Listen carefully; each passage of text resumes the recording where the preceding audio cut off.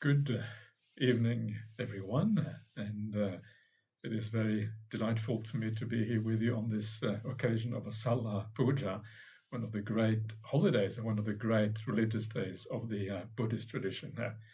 And it is especially delightful for me to be with you because I've always been very supportive of the idea of Bhikkhunis in Theravada Buddhism. And I think not just Theravada, of course, but also any kind of school of Buddhism for that matter, because I think the Bhikkhunis make a very important contribution to the Buddhist world. And I think without the Bhikkhunis, without the full dual Sangha, we don't really have the full Buddhism that we're supposed to have in this world. So for that reason, I am really happy to be able to give this short talk to you and to take part in your celebration right there in India. So the Asalha Puja, of course, is a very significant day in Buddhism. It is the day when the Dhamma really got started, when the Buddha started his teachings, and when the Sangha got established. The first monk, Venerable Kondanya, Anya Kondanya, was ordained by the Buddha through the famous ordination of Bhikkhu, come Bhikkhu. But it all starts really at the night of the awakening on Vesakha Puja. And then the Buddha decides that he's going to teach the world. And of course, he starts wandering from the site of awakening at Bodh Gaya, and he starts wandering towards Sarnath or Benares, where he knew that the 5 monks who previously supported him, where they were staying. And one of the interesting little events that happens during the Buddha's walk from Bodh Gaya to Sarnath is when he meets the wanderer, not the wanderer, the Ajivaka Upaka. And famously, this Ajivaka Upaka, when he sees the Buddha, he says, "Wow, your faculties are so clear. You look so pure and bright. You look amazing. What happened to you? Who is your teacher? Whose teaching do you profess?" And the Buddha, who was just awakened, obviously looks amazing at this particular point of view. Just having reached arahantship, it makes him a very remarkable and special person. But the Buddha then replies, "I have no teacher. I'm self-awakened. If there is a victor in the world, I am one of those victors because I have abandoned all the negative qualities, etc., etc." And of course, for this Ajivaka, this was just probably too much. He wasn't able to really understand what the Buddha was saying. And so he just walks off in the wrong direction, shaking his head and wagging his tongue. And obviously has no idea that the Buddha is in front of him. And this is a very interesting little anecdote, a little interesting little story among all the rest that we find in the Vinaya Pitaka, because it shows us how difficult it is to recognize a Buddha in the world. Here he is faced with a real Buddha, the real deal, someone who is just awakened, and he's incapable of understanding what actually is in front of him. And he walks off in the wrong direction, which basically means that he had wrong view and was not able to practice the Noble Eightfold Path. And I think for all of us, it's important to remember this. Because sometimes you hear people say, "Oh, I will just wait around for the next Buddha. When Maitreya comes into the world, then I will practice Buddhism." But this is a very, very dangerous idea, because when Maitreya comes around, who knows where we will be, where we will be reborn? Who knows, even if we do meet Maitreya Buddha, will we be able to recognize Maitreya Buddha? Chances are we will not, because it is very difficult to understand who is actually a Buddha in the world. And so what this means then is that we should be so happy that we still have the Buddha's teachings in the world. We should be so happy that we still have Gautama Buddha as our teacher, and we should respect Gautama Buddha by practicing his teachings fully, and not try to wait around for next Buddha to come into the world. And so this is, I think, already a very important lesson for us right there. And of course, then after the Buddha has met this Upaka, this Ajivaka disciple, he then carries on walking all the way to Benares, Varanasi, and there he comes to the 5 monks who helped him out before. And even these 5 monks, they don't really recognize that the Buddha is enlightened at this stage. They say, they make a pact between each other, we're not going to meet him, not going to support him, but then they actually do support him after all. But then they don't want to listen to the Buddha. So obviously it is difficult to recognize a Buddha. But then the Buddha eventually is able to convince them that he has something special to say. And then he is able to give the first discourse. And that, of course, is the discourse of the very famous Dhammacakkappavattana Sutta, the first discourse in the Pali canon. And for that reason, a very, very important discourse. So what does the Buddha actually say in this discourse? And of course, he starts off by talking about the middle way, which is the Noble Eightfold Path, making this distinction between, on the one hand, the tormenting of the body, and on the other hand, the indulgence in sensual pleasures, and the middle way being, of course, the Noble Eightfold Path. Now, this already is a very important teaching. This idea of the middle way is itself, if you like, an aspect of right view. So we should consider this very carefully.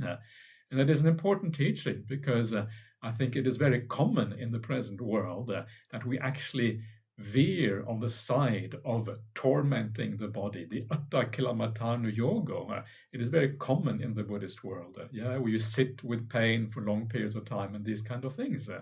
But the Buddha actually warns against this. He says we should find the ease of the body, where we neither indulge nor do we torment the body. So please keep this in mind as you carry on your monastic life, to find that balance, where you don't torture yourself, nor do you indulge. The balance where the body kind of disappears, the body becomes irrelevant, and what comes into the fore instead is the mind. It's the mind that we are cultivating in Buddhism, and the body just tends to get in the way. And this is really the idea of the middle way on the Buddhist path. So already right view there at the very beginning here. And then after establishing the idea of the middle way, then the Buddha teaches the Four Noble Truths. And actually before he talks about the Four Noble Truths, he establishes the idea of the Noble Eightfold Path as the middle way.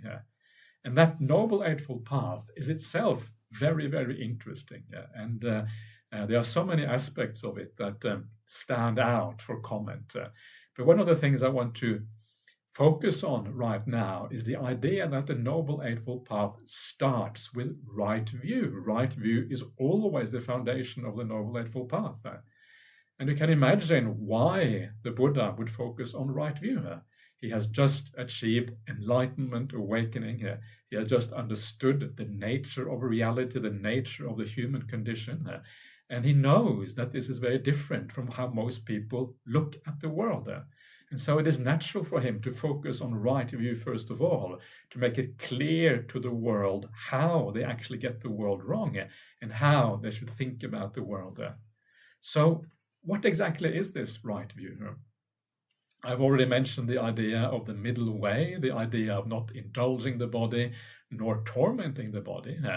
And this is part of a larger idea of right view, which can be summarized as understanding true happiness and understanding suffering. If you understand true happiness, if you understand where it lies, where to look for it, then of course what happens is that you start to aim for that happiness. Samma sankappa, the second factor of the Noble Eightfold Path, which can be understood as right aim or right purpose or right intention or whatever, that comes into being because you understand happiness and suffering in the right way. So the idea of understanding happiness and suffering in the world is really the foundation of what right view is about. And it is surprising how difficult it is for the vast majority of human beings to understand this idea, even of happiness and suffering. It is actually very profound. And because it is so profound, it is important that we always keep on investigating this idea, asking ourselves, what does the Buddha mean by suffering and happiness? What should we be pursuing? What should we not be pursuing? And as we do investigate this, we come closer to the view of the Buddha. And as we come closer to the view of the Buddha, right view is being strengthened as the very foundation of the Noble Eightfold Path. Strengthening of the right view again and again and again is such an important thing as part of the Buddhist practice. This is what makes the whole Noble Eightfold Path work. Without that right view, the Noble Eightfold Path just doesn't work, and it becomes very, very problematic. So I say, please don't underestimate the idea of right view. Please keep on investigating the suttas of the Buddha. Please keep on asking yourself, what did the Buddha really mean? Reflect on these things, contemplate them deeply. And as you do that, you will find that gradually your ideas of the world are changing. We need to recondition the mind. The conditioning of the mind is very powerful and very strong. It takes a long, long time to recondition the mind of ours. It takes a lot of effort and understanding. And contemplation of the suttas, developing our perceptions, is such an important part of this. And then, as that right view comes into place, we get the right aim because we understand what is worthy of pursuit. We understand where happiness is truly to be found, and we pursue those things instead. And then when we have the right aim, of course, the rest of the Noble Eightfold Path happens automatically. There's nothing much we have to do because the path just unfolds. We become naturally kind. We naturally think thoughts of metta and compassion for the world. We give up all the unwholesome things because we know that they are inherently problematic. And then this beautiful path of purification, it comes into existence simply by pursuing, developing, cultivating right view in this particular way. So this to me is the real Visuddhimagga, the path of purity, is the Noble Eightfold Path, the gradual purification of the mind, starting with sila, with virtue, going on to right effort, the Sammapadana or Sammavayama, purifying the mind, going into meditation, Sammasati, right mindfulness, and eventually culminating in Samma Samadhi, the right stillness of the mind, which then allows you to gain real access to the understanding of the teachings of the Buddha, which then goes back and establishes right view fully and finally for you as a consequence of that. Now, one of the things that happened as the Buddha was giving this teaching, not just the teaching of the Noble Eightfold Path, but all the Four Noble Truths, is that one of the 5 monks, he became a stream enterer. And that, of course, was Kondanya. And when Kondanya becomes a stream enterer, the Buddha says,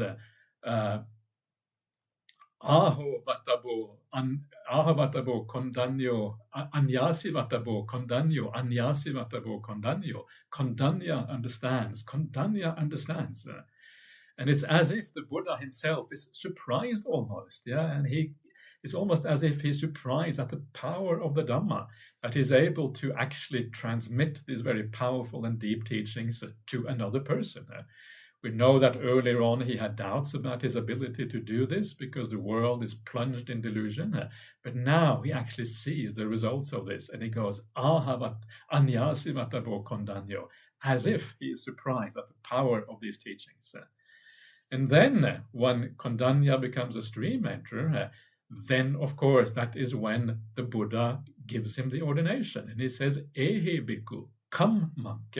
And that becomes the ordination of the very first monk in the Buddha Sasana. And this is the beginning of the Sangha. And this is one of the very important things that we are celebrating on Asalha Puja, the beginning of the Dhamma and also the beginning of the Sangha. And it is, of course, very interesting here that the beginning of the Sangha is not just any old person becoming a monk. This is a stream enterer. This is an Aryan. And the Buddha does not ordain anyone here before they have become noble ones, before they have become Aryans. And this includes Kondanya himself.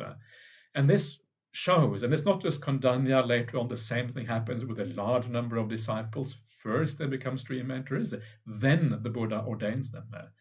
And this to me shows the importance in the Buddha Sasana of the noble people, of the Aryas in the world.